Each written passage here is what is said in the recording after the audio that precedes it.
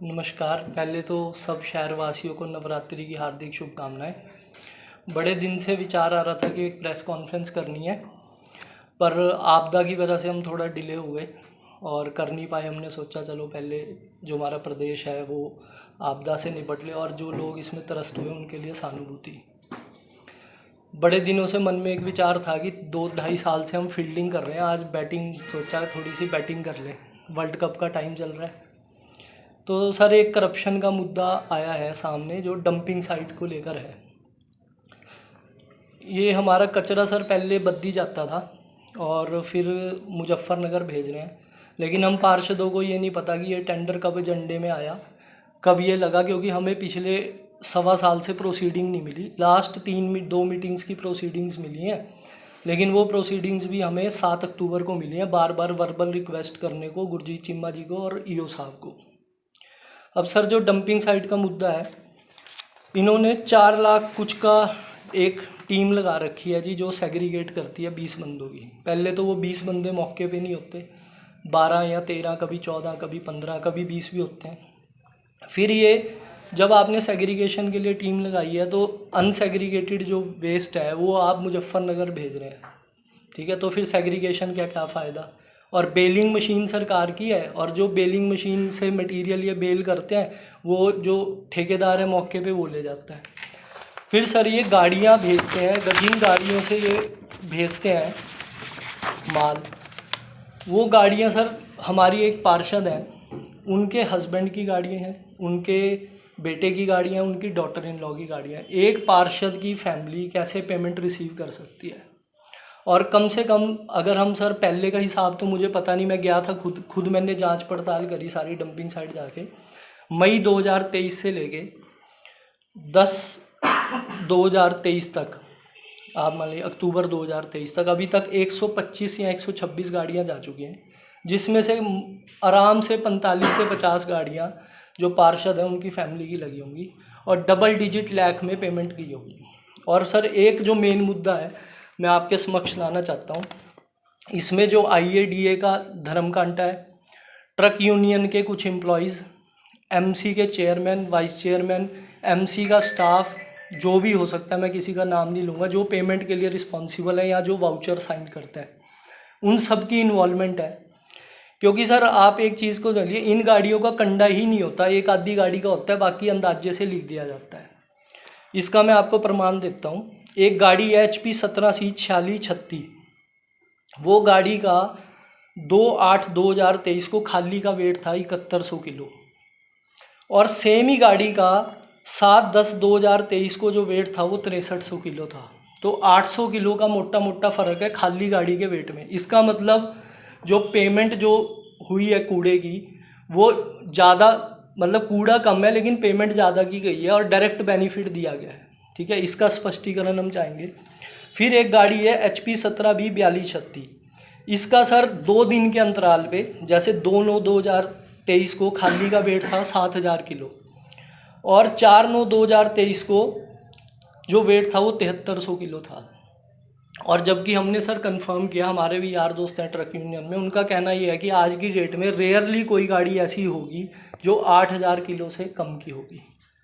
तो क्या MC के एम्प्लॉयज़ ने कंडे के टाइम गए, जिन्होंने क्रॉस साइन किया, जिन्होंने पेमेंट की, क्या उन्होंने वाउचर्स चेक किए या उन्होंने करिए। अब हमारी एक इसमें मुद्दे को रिक्वेस्ट है DC साहब को भी, पहले तो जो कंसर्न पार्षद है उसको टर्मिनेट किया जाए इमीडिएटली, ताकि कोई जांच में दिक्कत ना हो। जितनी भी गाड़ियां आज तक गई हैं टिल 2022 टू अक्टूबर 10 अक्टूबर 23, उन सब का खाली का कंडा कराया जाए।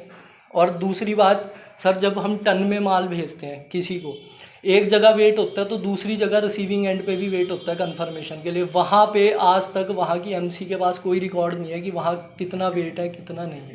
बिना कंडे के उनको माल दिया जाता है।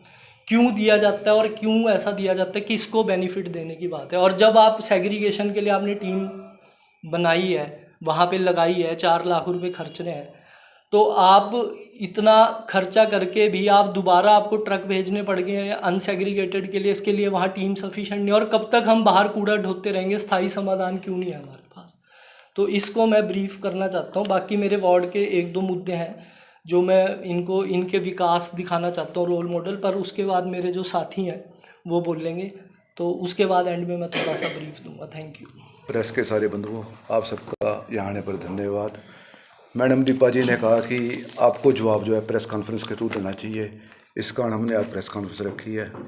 मैं मैडम से पूछना चाहता हूँ कि एक तो उन्होंने कहा कि मेरा काम रुकवाया जा रहा है बिजली के संबंधित। हम उनसे स्पष्टीकरण चाहते हैं कि किस पार्षद ने रुकवाया है काम उनका, आप प्रेस में बताएं। नंबर 2 बात प्रोसीडिंग की, दिसंबर 2021 से मार्च 2023 तक हमको आज तक प्रोसीडिंग कॉपी नहीं दी गई। मैंने हर मीटिंग में ये क्वेश्चन रखा कि प्रोसीडिंग कॉपी दी जाए। इन रिटर्न मैंने कम से कम 5-6 बार उनको लिखा है, रिसीविंग मेरे पास उपलब्ध है। मुझे मजबूरन ही RTA लगानी पड़ी नगर पालिका के खिलाफ, लेकिन उसका जवाब नहीं मिला मुझे अभी तक। फिर मैंने उसकी अपील SDM साहब पे की है, SDM साहब ने उनको फटकारा भी है और अब 25 तारीख की डेट लगाई है इस रिगार्डिंग। और रही बात दीपा जी की, वो कह रहे थे कि पार्षद जो है कांग्रेस से काम नहीं होना चाहते। जब हम जीत के आए हैं, हम कांग्रेस BJP बिल्कुल नहीं हैं। हम शहर का सुधार करना चाहते हैं, शहर की डेवलपमेंट करना चाहते हैं। ये छोटा इलेक्शन होता है, इसे पार्टी बेस पे कभी इलेक्शन नहीं लड़ा जाता, ये तो अपनी गुडविल पे लड़ा जाता है। शहर हमारा है, सबका विकास होना चाहिए, हम विकास में कभी रोड़ा नहीं बनना चाहते। और रही बात मीटिंग की, उन्होंने कहा कि आप पार्षद मीटिंग का बहिष्कार किया। हमने बहिष्कार बिल्कुल नहीं किया। मैंने इन वर्ड्स भी लिख के दिया कि मीटिंग जो है 3 बजे के बाद कॉल कर लो, हमें कहीं बाहर जाना था। कुछ पार्षद हमारे आउट ऑफ स्टेशन थे, कुछ का श्राद्ध थे उस दिन। हमने हमेशा ही बोला 3 बजे, ऑलरेडी मीटिंग होती रही 3 बजे, तो आप 3 बजे रखिए। लेकिन आज भी मेरे पास एजेंडा जो आया अभी 10:30 बजे मीटिंग रखी है। हम हमेशा ही मीटिंग 3 बजे होती रही, क्योंकि सुबह EO साहब आते हैं, फिर काम सफ़र होता है पब्लिक का। हम चाहते थे कि 3 बजे हो ताकि उसके बाद सुचारू रूप से काम हो सके। और रही बात खर्चे की, इन्होंने होली का खर्चे का हिसाब आज तक हमें नहीं दिया गया। हर मीटिंग में हमने रखा गया है इसमें। कभी जो कल्चर प्रोग्राम था उसमें किसी कलाकार को इन्होंने 1000 रुपये दे दिए, किसी को 2000 दे दिए, कोई मापदंड उसका तय नहीं किया गया।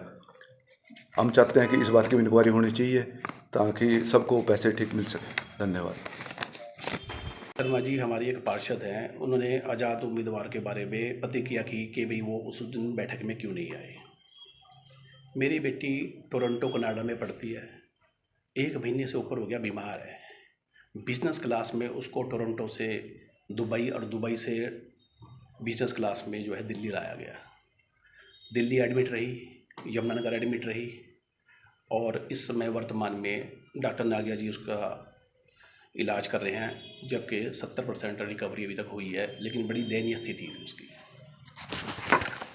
जो स्पष्टीकरण चाह रहे थे कि भाई क्यों जो है आप बैठक में नहीं आए, वो स्पष्ट करो। उसी स्पष्टीकरण में बोलना चाहता हूँ कि पिछली बैठक जो हमारी 10 जुलाई को हुई थी, उस 10 जुलाई में मेरी मदर इन लॉ जो है एक्सपायर हो गई थी, उस बैठक में भी नहीं आया। तो मैं दीपा शर्मा जी से पूछना चाहता हूँ, शौक तो आपने प्रकट नहीं किया, पार्षद की मदर इन लॉ एक्सपायर हुई है, और पिछली बार भी आपने नहीं पूछा मेरे को इस बात पे, आप पिछली बार मीटिंग में क्यों नहीं आए। इस बार उन्होंने आज़ाद उम्मीदवार के रूप में जो है वहाँ प्रेस कॉन्फ्रेंस में जो है ये बुलाया है कि भाई आप जो है स्पष्टीकरण दें, आप क्यों नहीं आए थे। मैं दीपा शर्मा जी से पूछना चाहता हूँ कि 3 महीने बैठक नहीं हुई, उन्होंने कौन से SDM पोंटा को या किसी और को चिट्ठी लिख के कोई आज स्पष्टीकरण पूछा है कि भाई ये 3 महीने से बैठक क्यों नहीं हुई।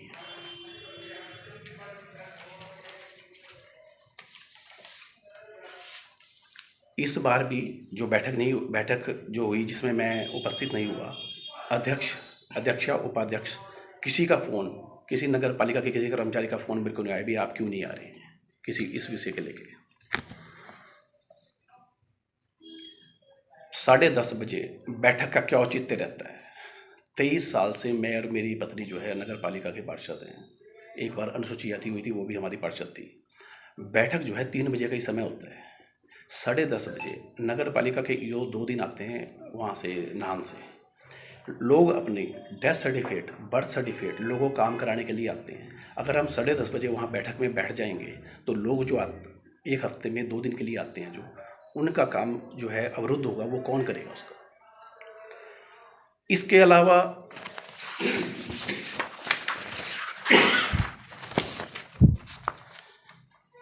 उपाध्यक्ष महोदय का ही ये है इसमें इसमें दिया गई पोंटा नगर परिषद के अंतर्गत बिजली की व्यवस्था से कौन अनजान क्यों नहीं गया था। 4 महीने पहले भी बिजली की समस्या यही थी। टाइमर लगाए थे मंत्री जी के समय पे। सेंट्रल गवर्नमेंट से सिस्टम इसका जो वो था पोर्टल बना हुआ था। आज ये व्यवस्था हुई है, व्यवस्था 4 महीने से एज इट इज चली हुई है और ये हमारी नहीं, ये उनकी है। देखो, नगर परिषद पोंटा साहिब के सभी कामकाज ठप, कर्मचारियों के कान पर जू नहीं रखती। जो करने की आवश्यकता है वो नहीं किया जाता। ये मैं नहीं बोल रहा हूँ, ये उपाध्यक्ष नगर परिषद बोल रहे हैं। ये 30 जून की है। ये हम तथ्यों पे बात करते हैं, ऐसे नहीं मुखजुबानी कोई बात कर रहे हैं।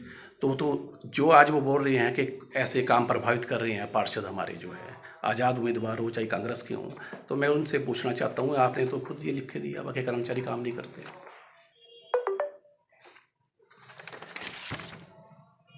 मैं दीपा शर्मा जी से पूछना चाहता हूँ कि 1 साल 3 महीने तक प्रोसीडिंग की कापी नहीं मिली, उस बारे में उन्होंने कितनी बार नगर पालिका की बैठक में अपनी आवाज़ उठाई। एसडीएम पोंटा को कौन सी चिट्ठी लिखी, डायरेक्टर अर्बन को कौन सी चिट्ठी लिखी, डीसी को कौन सी चिट्ठी लिखी, वो दिखाएं। आप स्पष्टीकरण इस बात का दें कि उन्होंने विकास कार्य में रोड़े की बात कर रहे हैं तो वो ये दिखाए मुझे कि भाई उन्होंने जो चिट्ठी लिखी है उस चिट्ठी को दिखाएं हमारे को कि उन्होंने कितनी बात अपनी बात रखी है। भ्रष्टाचार आप खुद करते हैं और आरोप दूसरों पर लगाते हैं। तो मेरा कहना यही है, आज भी जो है वो पता लगा है मेरे को डॉक्टर साहब से कि भाई 10:30 बजे की बैठक जो है 21 तारीख की रखी गई है। आप ही बताइएगा, फिर वही बात हो रही है। 3 बजे की बैठक, सुबह काम प्रभावित होता है नगर पालिका के लोगों का। डेथ जो है वो रेट जो है बहुत ज़्यादा है इस समय हो रहा, और उसमें जो है ईओ के साइन होने जरूरी है। हम 3 घंटे वहाँ बैठक में बैठे रहेंगे तो वहाँ कौन सा आज तक का समय 3 बजे ही था, फिर आज 21 तारीख की जो बैठक रखी गई है दोबारा से 10:30 बजे का समय लगेगा। तो जानबूझ के जो ये अवरुद्ध कर रहे हैं ना विकास कार्य जो कर रही है, हम नहीं कर रहे हैं, वो सत्तारूढ़ जो है भारतीय जनता पार्टी के जो अध्यक्ष उपाध्यक्ष जो पार्षद हैं वही कर रहे हैं। जय हिंद, जय हिमाचल। ये जेसीबी ले लो, मशीन अपनी खरीद लो, जैसे हम किराए पे लेते हैं इतना किराया देते हैं उनको, पर ये वो नहीं लेते। इन्होंने इनोवा गाड़ी की कोटेशन मंगाई है सोलन से 27 लाख समथिंग की, जो एमसी के नाम से मंगाई है, पोंटा साहिब के नाम से, जो कि फिजूल खर्ची करते हैं। हम बोलते हैं कि एम्बुलेंस ले लो कोई हमारे शहर के लिए, वो उस पर नहीं बोलेंगे, नहीं इन्होंने इनोवा लेनी है, बार बार बस यही बात करते हैं। अब इन्होंने जब उसकी आती नहीं, ऊपर से मंजूरी नहीं आती, तो ये अब उसके लिए बोलते हैं बोलेरो ले लेंगे, ये वो ले लेंगे, ये फिजूल खर्ची करते हैं। हम पूछना चाहते हैं कि जो ये गाड़ी लेंगे 27-28 लाख की, ये किसके लिए लेंगे, इसका स्पष्टीकरण दें हमें कि ये किस ईओ के लिए है या चेयरमैन के लिए, किसके लिए है। उदाहरण देता हूँ, इस बार सबको पता है कि जो मॉनसून है वो 6 जून को डिक्लेयर हो गया था कि अर्ली है। तो जो प्रोक्योरमेंट है स्प्रे की, फॉगिंग की, इंसेक्टिसाइड की, वो मई जून में हो जानी चाहिए थी। इन्होंने क्या किया जी, 17 जुलाई को उसका टेंडर किया। 17 जुलाई के बाद 27 या 28 जुलाई उसकी डेट रखी, फिर 15 अगस्त के आसपास स्प्रे करी। 1.5 महीना इन्होंने डिले करी उसकी प्रोक्योरमेंट, और आज ये माफ़ी मांगेंगे कि शहर से आपको पता है घर घर में डेंगू फैल चुका है। मैं ये स्पष्टीकरण चाहता हूँ कि क्यों डिले किया गया, क्यों नहीं इन्होंने पहले खरीदी। फिर सर एक मुद्दा है, ये डेट्स बताएंगे। 17/7 को टेंडर के लिए लिखा कि हमें ये दवाई चाहिए, जैसे डेसिस 2.8 EC इंसेक्टिसाइड चाहिए और ग्लाइफोस्फेट चाहिए, ठीक है। और 28/7 उसकी लास्ट डेट रखी टेंडर की। चलो हम कहते हैं तुमने देर आए दुरुस्त आए 17 को भी करी तो 1-2 दिन का टाइम ले लो, या एमरजेंसी डीसी एसडीएम से हाउस को बुला के एमरजेंसी मीटिंग में डायरेक्ट परमिशन ले लो, डायरेक्ट बाय कर लो। और भी तो काम एमरजेंसी में होते हैं, खुद के टूर भी तो एमरजेंसी में डिक्लेयर करते हैं। फिर चलिए एक चीज़ ये बोलते हैं हम विकास करना चाहते हैं और हमने चौमुखी विकास किया, किसी को पच नहीं रहा। सर मेरे वार्ड में 2021 में आपको सबको पता है शहर की प्रॉब्लम थी, विश्वकर्मा चौक से भल्ला इलेक्ट्रॉनिक्स तक पाइपलाइन डली। उसका ये फ़ायदा है कि जो पानी पहले 1 घंटे में क्लियर होता था वो 10 से 15 मिनट में क्लियर हो जाता है, सबको पता है, सब कोई भी इससे अनजान नहीं है। सर उसमें क्या हुआ, जब हमने पाइपलाइन डाली तो वो रोड PWD का है, उसमें कुछ डैमेज हो गया, ठीक है। तो वो टाइल लगाने के लिए हम क्या करते हैं, वो पीडब्ल्यूडी का रोड है तो एमसी पीडब्ल्यूडी को पैसे देता है ताकि वो अपनी रिपेयर करा सके। सरकार का पैसा सरकार को जाना था। इन्होंने सर एक चेक है एक्सिस बैंक का जो 5.5 लाख का बना था, पहले एक 4 लाख कुछ का चेक बना था, वो पे हो गया था, ठीक है। फिर एक 5.5 लाख का चेक उन्होंने बोला ये हमारा 9 लाख की कॉस्ट है टाइल लगाने की। इन्होंने सर वो मैं नहीं कह रहा, ये कॉन्टीजेंट रजिस्टर की फ़ोटो है एमसी की। 5.5 लाख का चेक कैंसिल हुआ है सर 2021 में। 21-22 फाइनेंशियल ईयर में 200-300 से ऊपर चेक पास हुए होंगे, सिर्फ एक चेक कैंसिल है। मैं पूछना चाहता हूँ कि वार्ड 8 के लोगों से बीजेपी का क्या दुश्मनी है। और इसमें मेरे को तो पाया गया सुखराम जी से लेके मैडम के हस्बैंड से लेके सबकी इन्वॉल्वमेंट है चेक कैंसिल कराने में। उस टाइम के जो ईओ थे जिन्हें चार्ज दिया गया उन्हें प्रेशराइज करके ये कराया गया। और सर एक मुद्दा बड़े दिनों से न्यूज़ में भी बहुत गर्माया, पर मैं उसके लिए चुप्पी साधे रहा। मैं कहा चलो आपदा का टाइम है तो मैं इसको ज़्यादा ना करूं। हमने सर एक गुरुद्वारा साहब वालों की दुकानें, जो दुकानदार है उन्हें जगह देने की बात चली। इसमें एक लेटर गुरुद्वारा साहब वालों के साथ मेरी मीटिंग हुई थी, सब दुकानदार भी थे। ये उस लेटर की कॉपी है 18/8/2022 की। उसमें गुरुद्वारा साहब वालों ने रिक्वेस्ट करी है कि हम गुरुद्वारा साहब की बिल्डिंग का निर्माण चल रहा है और इन्हें एक टेम्परेरी जगह दी जाए और 2-2.5 साल बाद हम इन्हें दुकानें दे देंगे, उसके बाद इन्हें वहाँ शिफ्ट कर दिया जाएगा। तो पहले एमसी पौंटा साहिब इसके अगेंस्ट थी, फिर एमसी पौंटा साहिब की अध्यक्षा ने मेरे साथ मीटिंग करी और उसमें ये बात बोली गई अगर गुरुद्वारा साहब वाले लेटर दे दे लिख के कि हम इन्हें दोबारा शिफ्ट कर देंगे तो हम इन्हें शॉप्स दे देंगे। तो गुरुद्वारा साहब वालों ने लेटर दे दिया, हमने एजेंडे में डलवा के इसको पास करवा दिया। अब क्या हुआ सर, पास जब हुआ तो इसमें एक कमेटी गठित हुई, उसमें अध्यक्ष, उपाध्यक्ष, जई, मधुकर जी, रविंद्रा जी, मैं और एक गुप्ता जी मौके पे थे उस दिन, राजेश गुप्ता जी, और मीनू गुप्ता जी भी थे मैडम। तो जी हम गए वहाँ, हमने इंस्पेक्शन करी। गुरुद्वारा साहब के भी 2 लोग आए, उन्होंने एक जगह चिन्हित कर दी कि यहाँ इनको जगह दे देंगे। 80% स्टॉल बन भी गए, किसी ने कोई ऑब्जेक्शन नहीं करा। जब 20% रह गए तो अचानक से एक लेटर आता है कि पार्किंग लॉट में जगह ना दी जाए। तो हमने उसमें भी मीटिंग करी कि भाई पार्किंग लॉट हम आपको एक्स्ट्रा जगह दे देते हैं, ग्राउंड के अंदर दे देते हैं और दे देते हैं कि इनका जो दुकानदार है गरीब, इनका काम यहाँ चलेगा। फिर चलो ये मांग उठी कि इसमें कुछ दुकानदार ऐसे हैं जो सामर्थ्य है, जिनका जो अच्छे हैं, करोड़पति हैं, ये भी खबर लगी। सर मैं जानना चाहता हूँ, चलो जो होगा करोड़पति होगा, लेकिन अगर कोई करोड़पति या अदानी अंबानी है, क्या वो बिजनेस करना छोड़ देते हैं अपना? अगर किसी के पास भगवान की किसी के ऊपर मेहर है तो वो बिज़नेस करना छोड़ देते हैं क्या? अपना काम तो हर कोई करता है। और फिर भी ये बात मैं सर ठोक के कहता हूँ कि जो दुकानदार है उसमें से 60% से ज़्यादा दुकानदार हैंड टू माउथ है, उनका और कोई जीविका नहीं है, यही है। और वो यहीं से सामान बेच के अपनी जीविका को चलाते हैं, अपनी फ़ीस भी देनी है, लोन की किस्त भी। इसका एक और प्रमाण है सर, ये 22/7/2023 को ईओ साहब ने ये रिसीव किया हुआ लेटर, लीगल एफिडेविट दुकानदारों की तरफ से। अगर आपने हाउस में पास नहीं था या हम ज़बरदस्ती कब्जा करा रहे थे तो आपने क्यों लेटर रिसीव किया लीगल एफिडेविट दुकानदारों की शर्तें? और ये ईओ साहब ने शर्तें अपने सामने नरेट करी हैं दुकानदारों को, उन्होंने खुद लिखाई हैं, सब दुकानदारों ने साइन करके दिया है और एमसी ने ये लेटर रिसीव किया है। और इसमें मैं एक कमी और बताऊँगा सर, इसकी जो हमारी मीटिंग थी, जगह फाइनल हुई थी, इसकी नोटिंग बननी थी। आज तक चेयरमैन के इन्फ्लुएंस में इसकी नोटिंग नहीं बनी। वो इसलिए नहीं बनी क्योंकि आज तक कोई प्रोसीडिंग हुई नहीं, और प्रोसीडिंग जब हमें मिलेगी तो उसमें ये चीज़ों को मैनिपुलेट कर सकें।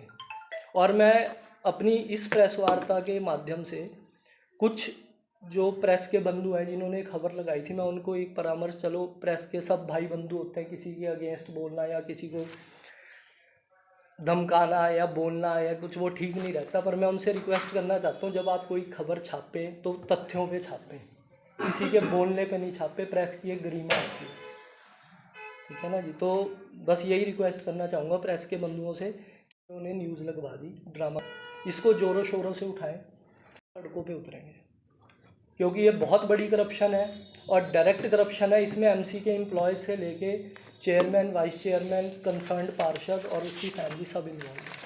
थैंक यू, जय हिंद।